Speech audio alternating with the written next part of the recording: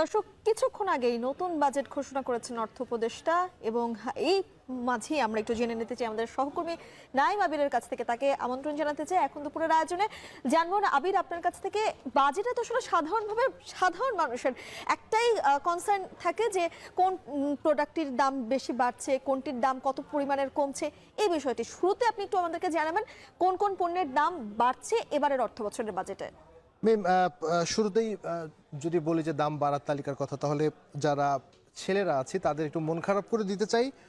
Shave করবার জন্য যে ব্লেড রেজারের ব্যবহার হয়, সেই ব্লেডে কিন্তু দাম বাড়বে 5% থেকে 7% করা হচ্ছে এই ব্লেডের যে উৎপাদন পর্যায়ের যে দাম, অর্থাৎ যারা বাংলাদেশে যে ব্লেডগুলো উৎপাদিত হয় সেখানে আসলে এখানে এই দামটি বাড়বে। সুতরাং এক নম্বর যদি বলে রাখি তাহলে দাম বাড়ছে হচ্ছে ব্লেডের। এরপরে যদি বলি সুতার কথা, সুতা মানে কটন সুতা যেটি, সেটি হলো যে দেশীয় টেক্সটাইল মিলে যে সুতাগুলো উৎপাদন হয় সেই সুতার ভ্যাট 3 টাকা থেকে বাড়িয়ে 5 টাকা করা হচ্ছে।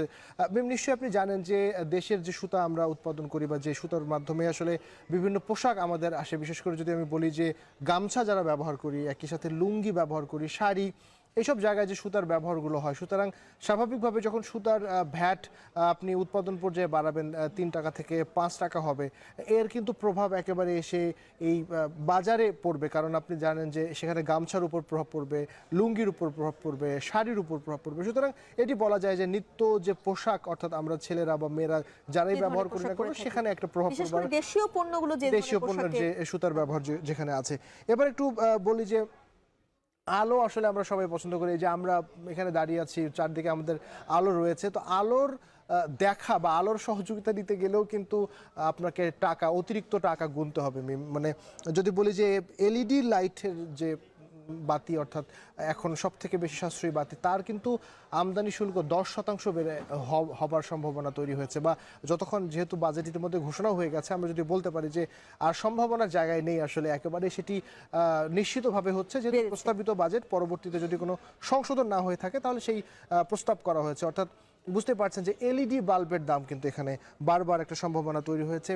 আর একটা গুরুত্বপূর্ণ বিষয় এখানে, আমরা খুব গত কয়েক বছর ধরে দেখছি যে ঢাকা এবং ঢাকার বাইরে মশার কিন্তু একটা বড় রকমের উৎপাত তৈরি হয়। এবং বিশেষ করে যদি ডেঙ্গু মশার কথা বলি, ডেঙ্গুর মাধ্যমে যে মশার মাধ্যমে যে এডিস মশার মাধ্যমে যে ডেঙ্গু ছড়ায়, সেই মশার একটা বড় রকম উৎপাত রয়েছে। মশা ব্যবহারের জন্য, মশা মারার ক্ষেত্রে বা তাড়ানোর ক্ষেত্রে যে কীটনাশক ব্যবহার হয়, একই সাথে অন্য যে কোনো কীটপতঙ্গ, অর্থাৎ আমি যদি বলি ধানের যে কীটপতঙ্গগুলো যেগুলো নষ্ট করে, ক্ষতিকর যে কীটপতঙ্গগুলো, সেই ধরনের কীটপতঙ্গ যদি আপনি তাড়ানোর ক্ষেত্রে যে কীটনাশকগুলো ব্যবহার করতে চান, সেখানে কিন্তু আপনার খরচ বাড়বে। অর্থাৎ মশা